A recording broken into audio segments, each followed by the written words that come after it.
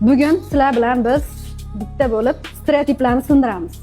Nima degani bu? Masalan, parashokka suv qo'shish mumkin emas, kraskaga shampun qo'shish mumkin emas, oqin olmay qoladi yoki boshqa degan stereotiplarni sindirgan holda, koloristika qonun qoidalarini buzgan holda boshqacharoq texnikalarda ishlashni o'rganamiz va bu texnik qonun qoidalarini buzar ekanmiz.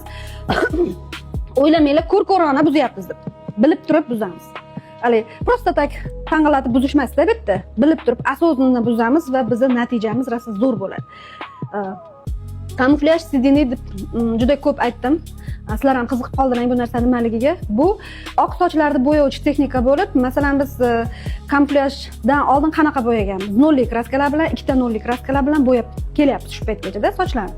Men o'zim ham kamuflyaj bu tonirovka, yengil tonirovka 1,5% oksigent bilan qilinsa, sochni umuman yopmaydi oqini, tez yuvilib ketsa, biz klientlarga yoqmaydi deb o'ylardim. Akazida unaqa emas.